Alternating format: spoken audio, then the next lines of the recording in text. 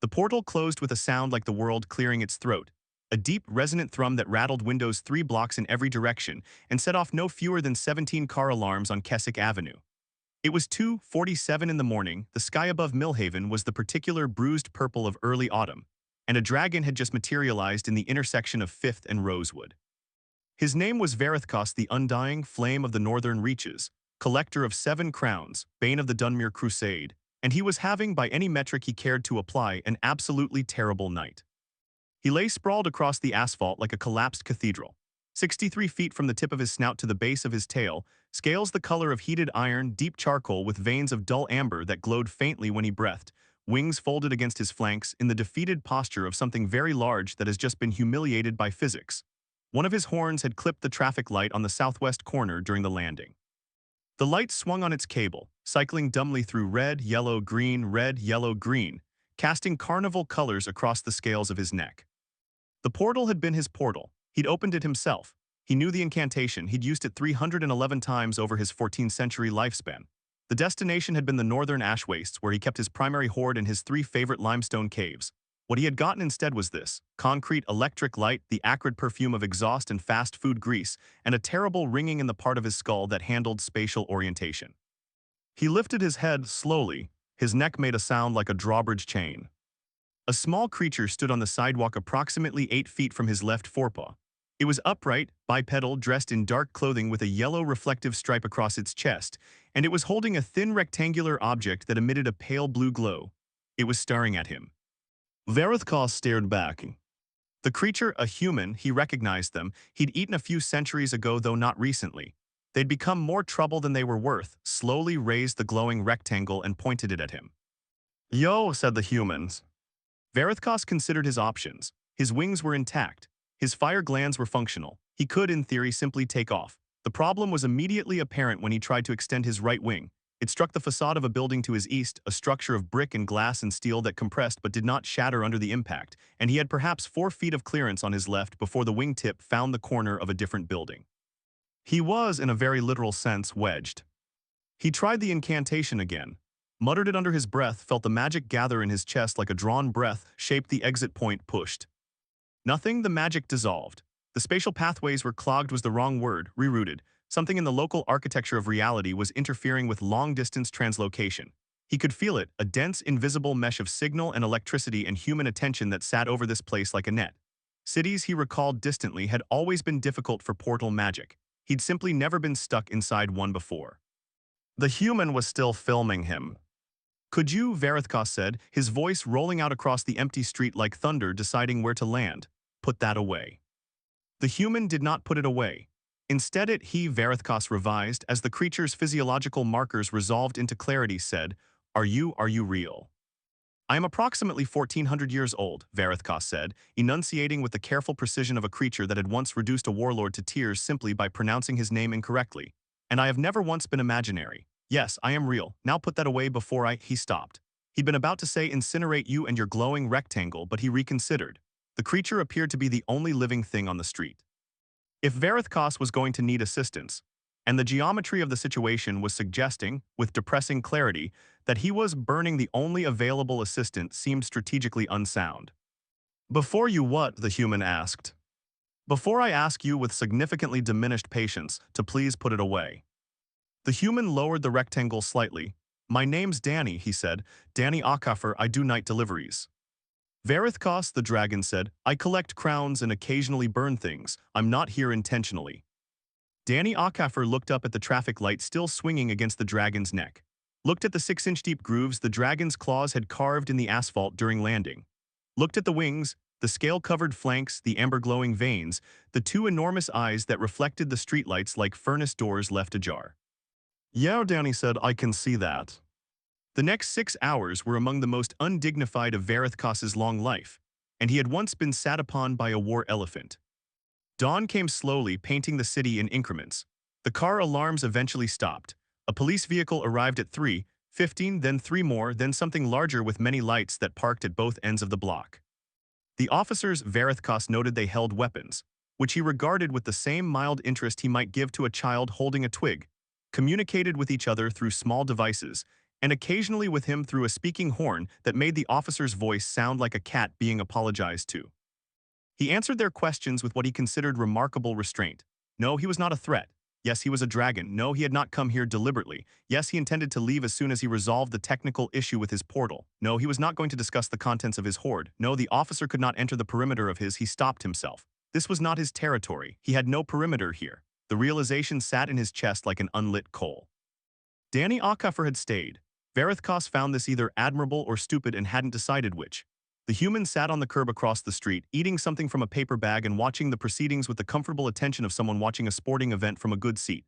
When the authorities attempted to get within 10 feet of Varithkos, the dragon's personal tolerance radius, established after the third officer had tried to touch his scales, Danny had offered commentary. He doesn't like that, Danny had said. He already told the first guy. The officer had looked at Danny. Sir, do you know this? Dragon, Danny supplied helpfully. We just met, but I'm kind of an expert now. By 7 a.m., the city had assembled what it apparently considered a response team. 2 biologists in hazmat suits who kept whispering to each other about keratin structures. A man from some government department whose jacket acronym Varithkos didn't recognize and didn't care to. 3 journalists positioned at the police barrier with cameras on telescoping poles. And a woman in a gray business suit who introduced herself as Myra Fenn, City Emergency Coordinator, and who appeared to be the only human present operating at full cognitive capacity. Myra Fenn walked to the edge of the 10-foot radius, looked up at Varithkos and said, "What do you need?" He looked down at her, small, dark-haired. Her expression carried the specific quality of someone who had solved 17 problems before breakfast and was prepared to solve an 18th. "Space," he said. "Magical interference is suppressing my portal incantations. I need to understand the source and determine whether it can be temporarily suspended." Myra made a note on her tablet. Anything else? Varithkos considered. I haven't eaten in 36 hours. What do you eat? A pause. The honest answer was livestock, roughly equivalent to 3 cows per meal. He decided to simplify. Large animals, preferably ungulates. I'm not particular about preparation. Myra wrote something down, tapped her earpiece and said, "Get me someone from the agricultural department and find out if there's a slaughterhouse within 20 miles that can do an emergency order." She looked back up. "We'll work on the portal issue. The interference is likely cell towers in the municipal power grid. We've had other translocation issues in this district before." She paused. "Not dragons, obviously, but other things." Varithkos narrowed one massive eye. "What other things?" "That's classified," Myra said. Then, after a beat, "Welcome to Millhaven. Try not to destroy anything else." The portal issue, as it turned out, could not be resolved quickly. This information was delivered to Varithkos at 2 p.m. that same day by a woman named Dr. Sylvia Cho, who worked for something called the Department of Anomalous Transit Events, and who arrived carrying a device that measured magical field density. She stood inside his 10-foot radius, the first human he'd permitted to do so, because she'd asked first and hadn't flinched when he exhaled a small warning flame to test her reaction, and explained with charts that the concentration of electromagnetic infrastructure in this part of Millhaven was suppressing long-range spatial incantation to approximately 3% of standard efficacy. 3%, Varithkos repeated. "Oh yes.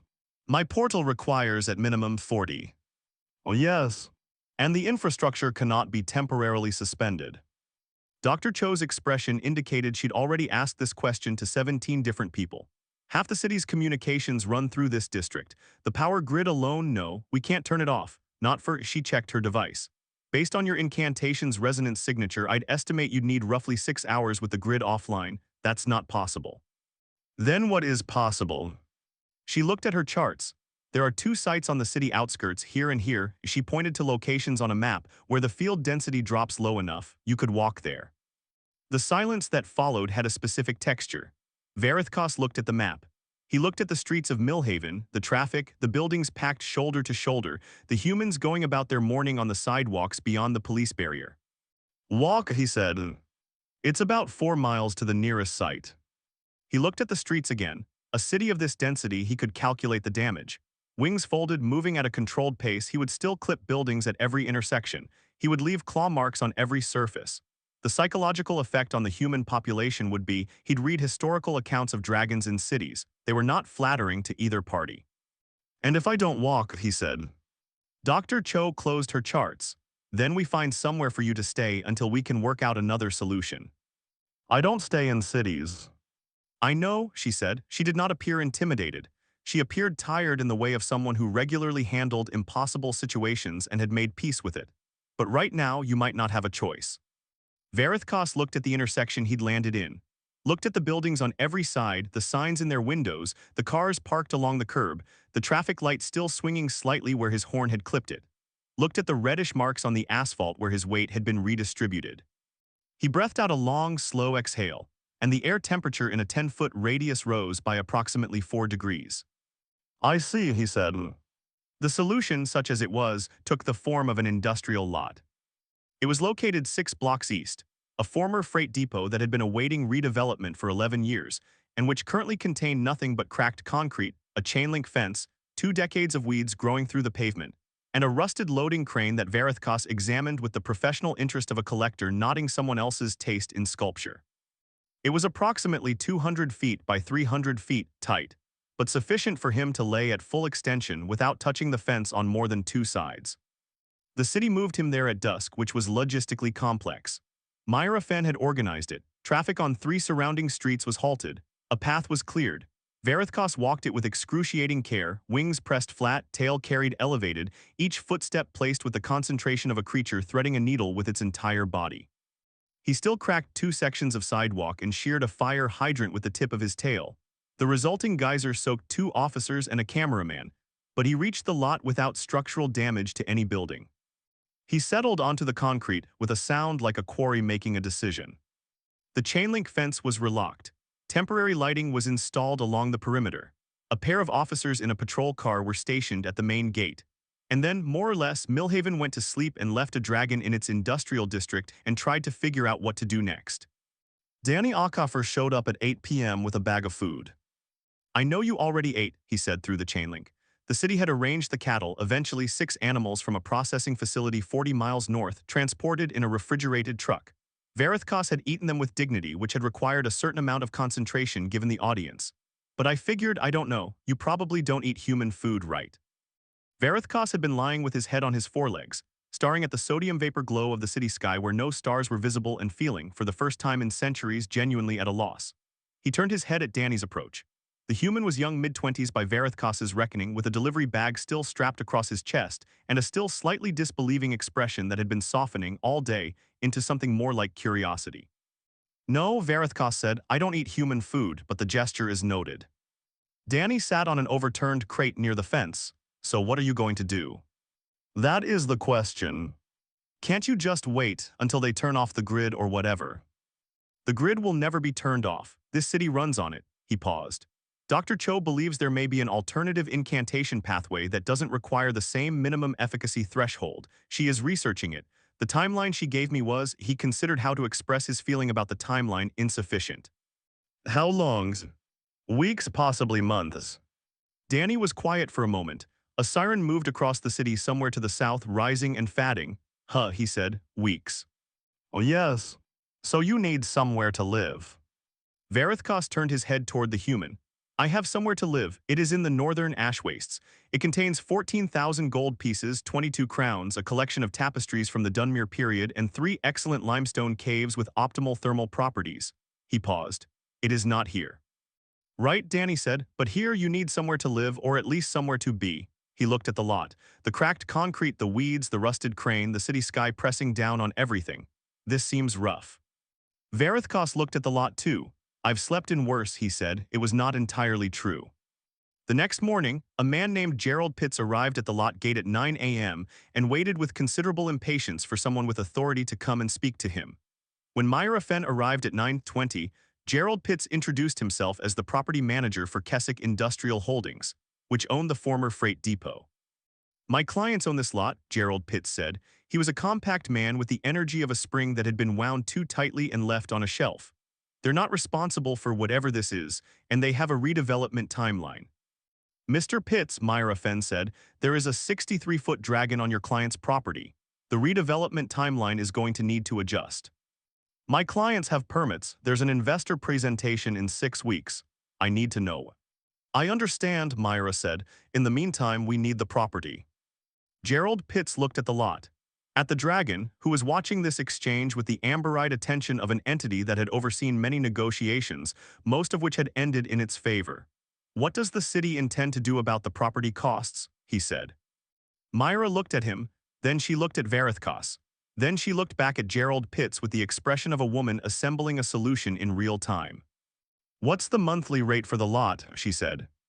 Gerald Pitts named a figure. Myra wrote it down. "I'll need to discuss it," she said. "We'll have an answer by end of day." After Gerald Pitts had gone, Myra walked to the fence and looked at Verithkos. "How do you feel about paying rent?" she asked. The silence that followed had a very particular quality, the way certain silences have when they contain a large number of emotions competing for exit order. Verithkos said carefully, "Beg your pardon. You need to stay here until Dr. Cho finds the alternate pathway. The city can cover some costs but not all, and honestly the political situation with housing an unregistered anomalous entity on public funds is that," she made a gesture that conveyed an entire bureaucratic nightmare in one movement, "complicated. But if you're a renter, you're a private party, it's cleaner, you'd have a lease, legal standing, it would actually make a lot of things easier." She paused. "Also, it might discourage anyone from arguing that you should be relocated. Property rights." Verithkos stared at her for a very long moment. He was 1400 years old. He had negotiated with kings and warlords and merchant consortiums, and once, a very persistent deity, he had never once been asked to sign a lease. "I have," he said slowly, 14,000 gold pieces in my hoard. The exchange rate to your currency." "We can work out the exchange rate," Myra said. "Gold has a spot price, I can get you a current figure." She paused. "And for the record, this is genuinely unprecedented. I want you to know I'm aware of that. I'm not trying to diminish," she gestured at him, at the full expanse of him, at everything he was, the situation. "But we need a workable framework, and this is the one I've got." He looked at her, small and gray-suited and carrying a tablet and operating on what appeared to be 4 hours of sleep and an unreasonable quantity of coffee. He had been impressed by humans before, intermittently over the centuries. Usually it was their capacity for violence or their peculiar artistry or the way they occasionally produced individuals who simply refused to be afraid of things that should, by any reasonable standard, be terrifying. "Show me the lease," he said. The lease required some modifications. The original template had been written for human tenants, and as such contained a number of clauses that were not directly applicable. The section on proper use of premises required clarification on the matter of fire. Verithkos agreed to no open flame within 15 feet of the fence perimeter, which was reasonable, and the city's legal department agreed to remove the clause about not burning things entirely since it was, in context, somewhat presumptuous. The section on structural modifications was renegotiated to acknowledge that a 63-foot dragon would inevitably do some modification to a cracked concrete lot. But Verithkos agreed in writing not to demolish the loading crane, which he had decided he liked. The section on monthly rent was set at a figure that would have startled most human tenants, but which, when translated from the gold spot price, represented roughly 4.5 troy ounces of gold per month. A sum Verithkos considered insultingly small relative to his hoard, but which he conceded was appropriate to the property value. He signed the lease with a claw mark at the bottom of the document, which Myra accepted as a valid signature after a 15-minute consultation with the city attorney. Then she slid the signed copy back through the fence to him and said, "Congratulations, you're a Millhaven resident." Verithkos looked at the lease, at his claw mark at the bottom, at the address 14 Keswick Industrial Way that was now legally his residence. "I have a hoard in the northern ash wastes," he said. "I know. This is temporary. I know that too." He folded the lease carefully along its existing creases and held it with the delicacy one applies to documents of unexpected significance. "Do I get a copy?" "That is your copy," Myra said, then, almost despite herself, "Welcome to the neighborhood." The neighborhood adjusted, as neighborhoods must, to the presence of a dragon. It took approximately a week. The initial phase was voyeuristic. Crowds gathered at the fence perimeter for the first 3 days, held at a distance by orange traffic barriers. News vans camped on Keswick Industrial Way. Drone footage flooded online platforms. Verithkos found this out from Danny, who had appointed himself an unofficial liaison and visited every evening around 8 with updates on the digital conversation. The dragon had opinions about the footage. "The angle from the north quadrant is unflattering," he said on the second evening.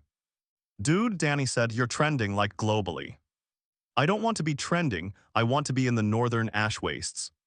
"Yeah, but you're here, so." Danny held up his phone to show a video compilation. Verithkos examined it.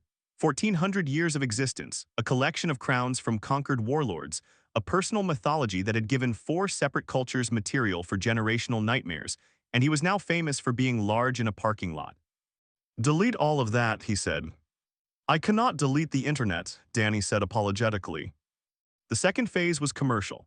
By day 4, someone had set up a merchandise stand outside the traffic barriers selling t-shirts that read MILLHAVNS, FINEST tenant and VARETHKOSS. The Dragon Next Door. Varithkos sent Danny to confiscate them and was informed that this wasn't how intellectual property worked and that he'd need to file a complaint through the appropriate city channels. He filed the complaint. It took 11 days. By then there were also keychains. The third phase was the strangest, and Varithkos eventually admitted to himself the most interesting. People started leaving things. It began with a child, 8 years old, perhaps 9, with a gap-toothed solemnity that reminded Varithkos of a small knight preparing for a quest, who pushed a folded piece of paper through the chain-link fence. The note said in large, careful letters, "I draw a picture of you. You are very big and your fire is yellow. My name is Priya." The drawing, rendered in crayon, was attached. It showed a dragon in orange and red inaccurate. He was charcoal and amber, standing in a city that appeared to be made entirely of circles. Varithkos looked at it for a long time. He did not throw it away. After Priya, others followed. An old man brought a plant in a terracotta pot, a succulent of some kind, compact and spiky, and left it propped against the fence with a note that said dragons in stories like gold and treasure. "This doesn't cost much, but it's alive. I thought that might count for something." A teenage girl in a school uniform left a book, a collection of myths from a culture Varithkos didn't recognize, stories of great creatures and their cities and their losses. A group of university students left, inexplicably, a very large wheel of aged cheese, which Varithkos regarded with the polite interest of someone encountering a cultural artifact. He couldn't eat the cheese, but he did move it inside the fence rather than leave it on the street. Danny brought a camp stool and started arriving earlier, sometimes before his shift ended, sometimes during. He'd sit on the stool on the outside of the fence while Varithkos lay on his preferred side of the lot, left flank down, right wing folded, face toward the east so he could watch the dawn, which arrived in this city's sky not as the clean sweep of horizon light he was accustomed to, but as a gradual brightening behind the building skyline, ambient and indirect, as if the sun were trying to be polite. "Tell me about where you're from," Danny said one evening. "The northern ash wastes are not conventionally considered a pleasant place," Varithkos said. "The soil is volcanic, the winters are long, the local fauna is largely predatory." He paused, and something happened in the quality of his voice that was not quite visible but was there the way heat is there before a flame. "The sky is very clear. There is a ridge above my primary cave where, on winter nights, the thermal columns rise from the ash beds and the aurora reflects off them in colors I have not seen replicated anywhere else. In 1400 years." Danny was quiet for a moment. "You miss it," he said. "I miss the sky," Varithkos said. He looked up at Millhaven's sky, its orange-gray sodium glow, its invisible stars. "I can tolerate the rest." Dr. Cho came with updates every 4 days, regular as a tide. The alternate incantation pathway she'd identified, a lateral translocation method that worked with lower field efficacy, required an anchor component that needed to be sourced from materials not readily available in this world. This was the sticking point. The component was a crystallized fragment of dimensional boundary material, the kind that formed naturally at the edges of long-stable portal sites. There were known locations in this world, she explained, but they were rare and most were in restricted areas. "How restricted?" Varithkos asked. "One is in Siberia, one is in a classified government facility in Nevada, one is in the basement of a cathedral in Portugal that doesn't know it has it." Dr. Cho paused. "We're working diplomatic channels on all 3. It's slow," he supplied. "Oh yes. How slow?" She looked at her notes. He had learned to read her expressions. This one meant the number was larger than she wanted to say. 3 months is an optimistic timeline, she said. 6 is more realistic. 6 months? Varithkos turned this over in his mind. 6 months in an industrial lot in a human city with no visible sky, paying rent, his hoard sitting unguarded in the northern ash wastes, his body adapted for wide mountain air breathing the particular gray ambience of a freight district. "Fine," he said. Dr. Cho blinked. "Fine." "Yes, fine." He adjusted his position, the concrete groaning faintly under the redistribution of his weight. "Let me know when you have more information." She left, looking slightly surprised, and Varithkos lay with his chin on his forelegs and looked at the drawing that Priya had pushed through the fence, which was now wedged under a piece of concrete near the loading crane. The dragon in orange and red, standing in a city of circles. He thought about the sky above his caves. He thought about the aurora on the thermal columns. He thought about the woman who had greeted him with "What do you need?" before she'd asked anything about herself. The incident with the construction crew happened in the fourth week. A team from a neighboring site, working on the building going up 3 blocks west, had miscalculated a crane operation. The load, 12 steel beams bundled together, approximately 4 tons, had shifted on its line and the cable was failing. The foreman, a broad-shouldered woman named Tess Villani, who had been working construction sites for 22 years, had evacuated her crew but had no way to stop the load from falling. It was going to come down on a section of scaffolding that still had 2 workers on it, men who were descending as fast as they could but were not going to make it. Varithkos heard it before anyone called him. The particular harmonic of stressed metal cable is a sound with a distinctive frequency, and he was lying in his lot with his ears, broader and more sensitive than they appeared, oriented toward the city. He was over the fence before he'd entirely decided to move. 63 feet of dragon moving at speed through a freight district is not a subtle event. He ran a gait that was somewhere between a gallop and a controlled avalanche, and when he reached the construction site he caught the load 2 seconds before the cable snapped, one forepaw absorbing the impact of 4 tons of steel, with the specific expression of a creature reminding itself that this is, in fact, within its physical parameters. The 2 workers on the scaffolding descended. They stood on the ground and looked up at him. He looked down at them. "Go," he said. They went. He set the beams down carefully, each one placed with precision despite the fact that his paw, was occupying space where the load had been swinging, and stepped back. The crane operator was shaking. Tess Villani was already on her radio. The crew members who'd evacuated were standing at a distance, a cluster of hard hats and high-visibility vests and expressions ranging from shock to something less defined. Varithkos walked back to his lot. He stepped over the fence with the care he'd developed over the past 4 weeks, left foreleg, left hind leg, right hind leg, tail last, and settled back onto his concrete with the practiced ease of someone returning to a known place. Danny arrived that evening earlier than usual, practically vibrating. "It's everywhere," he said. "The video, Tess Villani posted it. It's the most shared thing. Varithkos, you're a hero." "I'm a tenant," Varithkos said. "Bro, you saved 2 people. They were inconveniently placed." He paused. "They were fine. Anyone would have done the same." Danny stared at him. "Anyone? Any entity with the relevant physical capabilities. That's literally only you in this city, in this world possibly." Varithkos considered this. "Then it was fortunate," he said, "that I was here." The construction crew sent a card, 12 signatures, some of them accompanied by small drawings, a dragon again and again in various artistic styles, catching a load of steel while the city looked on. Tess Villani herself came to the fence the next morning and pushed a bottle of something amber-colored through the chain link. "Best whiskey I had," she said. "I know you probably can't drink it, but I wanted to give you something, and this is what I give people when they do something worth thanking." Varithkos accepted the bottle carefully between 2 claws. He looked at it, looked at her. "I appreciate the gesture," he said. "You saved my guys," Tess said. She wasn't the type to make more of it than it was, but she wasn't the type to make less of it either. "That's what it is. You need anything, you let us know." He set the whiskey bottle next to Priya's drawing and the small cactus from the old man, which had, despite everything, continued to live. The 5th week brought a complication. The complication's name was Harlan Beers, and he was a city councilman from the 7th District, and he had filed a formal complaint with the Anomalous Entity Management Office requesting that Varithkos be relocated to a facility more appropriate to his classification. The facility he had in mind was a federal containment site in Arizona. Myra Fenn informed Varithkos of this at their weekly briefing. "No," Varithkos said. "I know," Myra said. "We're contesting it, but Beers has been making noise about the property value impact and the public safety risk since week 2. He's been waiting for an incident to use." The construction incident was not an incident in his favor. "No, but he's framing it as uncontrolled entity presence creating unpredictable risk, because technically you left the lot without authorization." She paused. "You weren't supposed to leave the lot without authorization."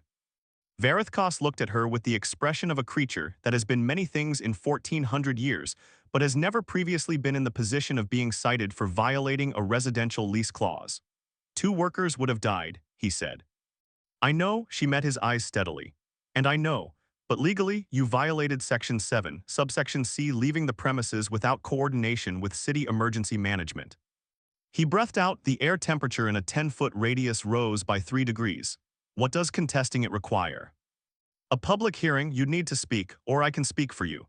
But honestly, given your communication style, I think you speaking would be more effective." Varithkos had spoken at a king's court when he was 4 centuries old and less patient than he was now. He had spoken in a field of battle once, and afterward 40 men had quietly put down their weapons and gone home. He had not in 1400 years spoken at a city council hearing. "Tell me the format," he said. The city council chamber was not designed for dragons. This was a statement of such obvious fact that it had required 3 meetings, 1 site survey, 2 structural engineers, and a significant number of phone calls before the hearing was scheduled. The eventual solution was to hold the session in the Civic Center's main outdoor plaza, with the council at their regular table on the raised stone steps and Varithkos positioned in the plaza itself, which was barely wide enough. He arrived in the manner he had perfected over 5 weeks of urban navigation, carefully, with his tail elevated and his wings locked flat, watching his feet. The crowd in the plaza, several hundred people, a mix of curious residents and those who had opinions, watched him arrive with the particular human quality of a collective breath held. Harlan Beers was a man with the architectural confidence of someone who had never in his adult life been wrong. He sat at the council table with his prepared remarks and his photographs of property damage, the cracked sidewalk sections from the initial move, which had been repaired the following day, and his expert witness, an anomalous entity specialist from a university who had never actually encountered a dragon but had written a paper on theoretical containment parameters. Varithkos sat in the plaza. The stone did not crack. He had become quite good at weight distribution. The session proceeded through its procedural phases. Beers presented his case. It was, Varithkos noted, factually accurate in all the least important ways and strategically omissive in all the most important ones. The property damage numbers were correct but had not been adjusted for the repair costs the city had already covered. The risk assessment ignored entirely the construction incident. When it was his turn, Varithkos simply spoke. He described in the measured cadence of 14 centuries of considered speech the circumstances of his arrival. He described the attempts to resolve the portal issue and the timeline that remained. He described his lease, his compliance with its terms, Section 7, subsection C notwithstanding, a deviation he owned without deflection, his payments, his conduct. Then he paused. "I want to be clear," he said, and his voice in the open plaza carried to the back of the crowd without effort, "about what I am. I am a creature that has lived 1400 years. I have seen kingdoms rise and fall. I have in my youth caused considerable destruction which I regarded at the time as appropriate and which I now regard with more complicated feelings." He looked at the council. "I am not a domesticated thing. I am not a pet. I am not a symbol or a tourist attraction. I am a person who is stuck somewhere he did not plan to be, attempting to conduct himself with the dignity the situation permits. I have not asked for your approval. I have asked, through your own city processes, for a temporary arrangement that lets me exist here without causing harm." He let the silence hold for a moment. "The day the portal site becomes accessible, I will leave. I will take nothing. I will repair what I have damaged. The northern ash wastes will have their dragon back. Millhaven will have its freight lot back." He looked at Harlan Beers.